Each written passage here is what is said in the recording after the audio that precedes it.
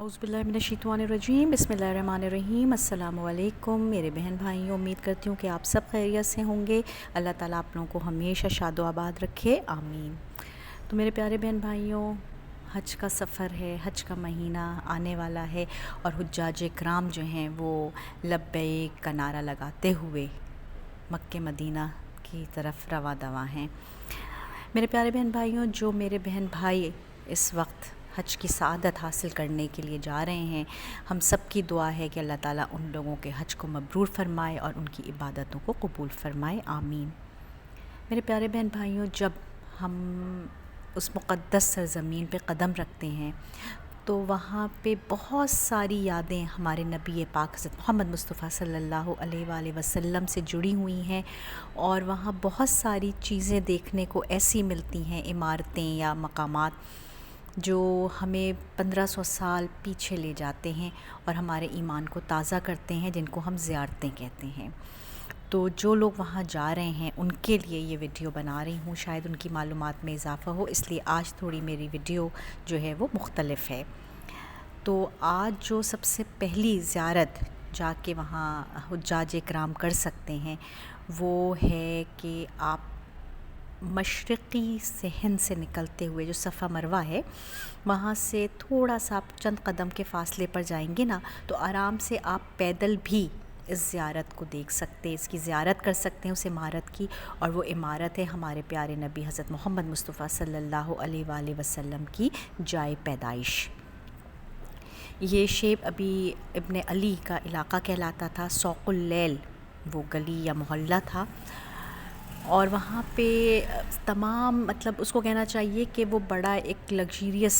علاقہ یا محلہ کہلاتا تھا، کیونکہ وہاں پہ اس عرب کے تمام بڑے سردار رہا کرتے تھے۔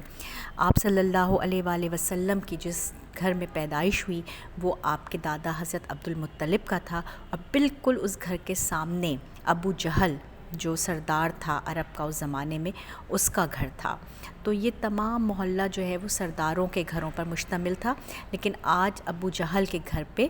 واش رومز، ٹوائلٹس بنا دیے گئے ہیں۔ آپ صلی اللہ علیہ وآلہ وسلم کی پیدائش اسی جگہ ہوئی، لیکن یہ عمارت اب ویسی نہیں ہے جیسی اس وقت موجود تھی، وقت کے ساتھ ساتھ اس کو تبدیل ہوتی چلی گئی۔ جب آپ صلی اللہ علیہ وآلہ وسلم نے ہجرت فرمائی مکہ سے مدینہ، تو کہا جاتا ہے کہ عقیل ابن طالب جو آپ کے چچا زاد بھائی تھے، انہوں نے اس کو اپنے خرید لیا تھا اور اپنے قبضے میں کر لیا تھا۔ اس کے بعد یہ ہر ادوار میں اس کی لوگ اس کو خریدتے رہے عقیدت کے طور پہ، اور اس کی جو شکل تھی وہ مختلف ادوار میں تبدیل ہوتی چلی گئی۔ عباسیہ دور میں اس کو مسجد میں تبدیل کر دیا گیا تھا، اور آج جو یہ آپ کے سامنے جو یہ زیارت ہے جس کی آپ زیارت کر سکتے ہیں، حضور صلی اللہ علیہ وآلہ وسلم کی جائے پیدائش، اس وقت ایک لائبریری میں کنورٹ ہو چکی ہے، جہاں سے ہزاروں مسلمان علم کی روشنی پھیلانے کے لیے علم حاصل کر رہے ہیں اور پوری دنیا کے لیے مشعل راہ بننے کی تیاریاں کرتے ہیں۔ کہا جاتا ہے کہ اس کے اندر جو خوش نصیب جا چکے ہیں تو وہاں ابھی بھی ایک دائرہ بنا کے اس جگہ کو محفوظ کیا گیا ہے، جس پہ لال رنگ کا ایک کارپٹ ڈال دیا گیا ہے، جو اس جگہ کی نشاندہی کرتا ہے کہ جہاں آپ صلی اللہ علیہ وآلہ وسلم کی پیدائش ہوئی تھی۔ صلی اللہ علیہ وآلہ وسلم ضرور جائیے، ضرور دیکھیے، اور جب عمرہ کرنے جائیں آپ لوگ، روز حرم جا سکتے ہیں تو روزانہ اس مقام کی آپ زیارت کر سکتے ہیں۔ تو میرے بہن بھائیوں، اس سے تھوڑا سا آگے چلیں گے، حرم سے تقریباً 1 کلومیٹر کے فاصلے پر ایک پہاڑ ہے جس کو پہاڑ ہجون کہا جاتا ہے، اور اس کے نزدیک مکہ کا ایک قبرستان جس کو جنت المالا کے نام سے پکارا جاتا ہے وہ موجود ہے۔ یہ مسجد جن کے بھی قریب ہے۔ اس جنت المالا کی جو اہمیت ہے وہ بہت زیادہ ہو جاتی ہے اس وقت جب امت کی ماں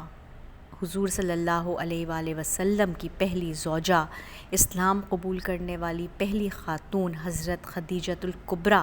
اس قبرستان میں مدفون ہے، اور اس کے علاوہ آپ صلی اللہ علیہ وآلہ وسلم کے صاحبزادے اور آپ کے بہت سارے جو رشتہ دار ہیں، صحابہ اکرام ہیں، وہ سب یہاں پہ دفن ہیں۔ یہ بہت بڑا اور کافی وسیع جگہ پر یہ ہے، قبرستان پھیلا ہوا ہے، اور یہاں لاتعداد قبریں موجود ہیں، بلکہ یہ کہا جائے کہ یہ پورا جو پہاڑ ہجون ہے اس کو پورا سمیٹے ہوئے ہے، اس کے ساتھ ساتھ چل رہا ہے، تو یہ کہنا غلط نہیں ہوگا۔ اس قبرستان کے 2 دروازے ہیں، ہم ایک دروازے سے داخل ہوتے ہیں تو یہاں پر تھوڑا آگے جاتے ہیں تو ایک یہ قبر موجود ہے۔ اس کہا جاتا ہے کہ یہ حضرت اسماء بن ابی بکر کی قبر اطہر ہے۔ پھر ہم آگے بڑھنے کی کوشش کرتے ہیں اور آگے جاتے ہیں تو یہاں یہ ایک آپ کو دروازہ نظر آ رہا ہے جو عموماً بند رہتا ہے،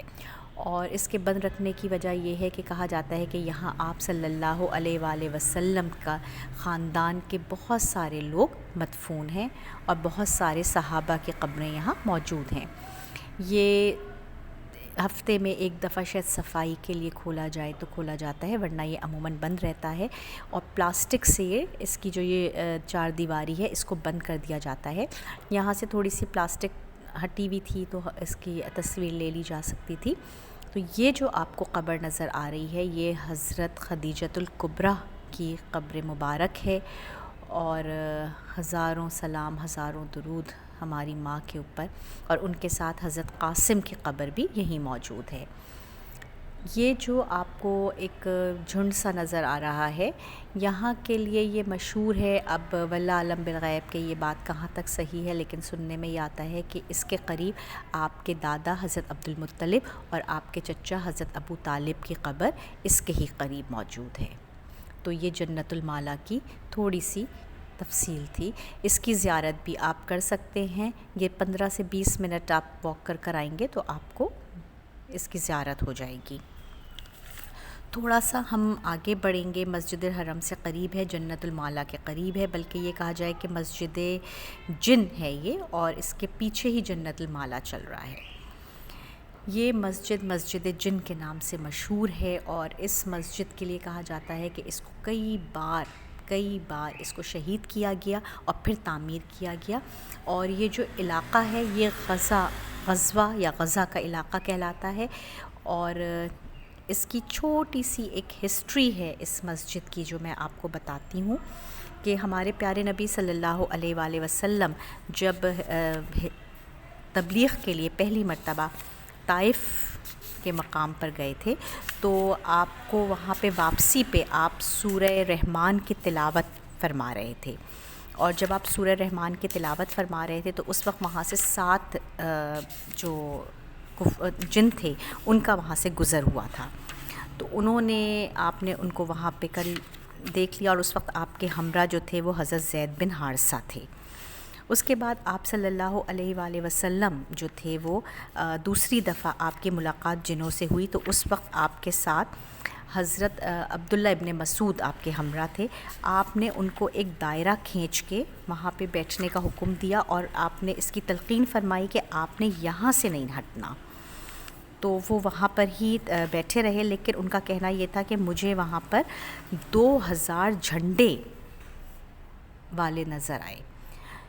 جنہیں انہوں نے بھی دیکھا، اور پھر وہ حضور صلی اللہ علیہ وآلہ وسلم سے مخاطب ہوئے، اور ہمارے پیارے نبی صلی اللہ علیہ وآلہ وسلم نے تقریباً پوری رات ان کو وہاں قرآن سنایا، جس کی گواہی وہاں درختوں نے بھی دی، پتھروں نے بھی دی، اور وہ تمام کے تمام جنات وہاں مسلمان ہو گئے۔ اور کہا جاتا ہے کہ سورہ جن کی چند آیات بھی اسی مقام پر نازل ہوئی تھیں، اور یہاں مسجد جن کو تعمیر کیا گیا اس کی یاد میں، اور اس کا نام بھی مسجد جن رکھ دیا گیا ہے۔ یہ مسجد جن کا دروازہ ہے، اور یہ صرف نماز کے لیے اس دروازے کو کھولا جاتا ہے۔ یہ اندرونی منظر ہے، یہاں پہ اگر آپ لوگ اس کی زیارت کو جائیں اور نماز کا وقت ہو تو آپ اندر جا کے نماز پڑھ سکتے ہیں، ورنہ آپ اس کی باہر سے ہی زیارت کر لیجئے۔ بڑی ہی خوبصورت جگہیں ہیں جن کو دیکھنے کے بعد دل نہیں بھرتا ہے، اور جو لوگ جا رہے ہیں ضرور ان زیارتوں کو دیکھیے اور اپنے ایمان کو تازہ کیجیے، اور تھوڑی دیر کے لیے سوچئے کہ آج سے 1500 سال پہلے یہاں کیا عالم ہوگا۔ آپ کا دل عجیب سی کیفیت میں گرفتار ہو جائے گا، اور مجھے امید ہے کہ آپ کی آنکھیں خود بخود بھر آئیں گی۔ اللہ تعالیٰ آپ لوگوں کی حاضریوں کو قبول فرمائے. ہم سب کو بھی اپنی دعا میں یاد رکھیے گا، اور انشاءاللہ تعالیٰ اگلی زیارتوں کے بارے میں آپ کو اگلی ویڈیو میں بتاؤں گی. اور شرط وہی ہے کہ نماز کی پابندی کیجیے، استغفار کی کثرت کیجیے گا. اور اگر آپ کو میری یہ ویڈیو پسند آئے تو اس کو لائک، شیئر اور سبسکرائب کرنا نہ بھولیے گا. السلام علیکم.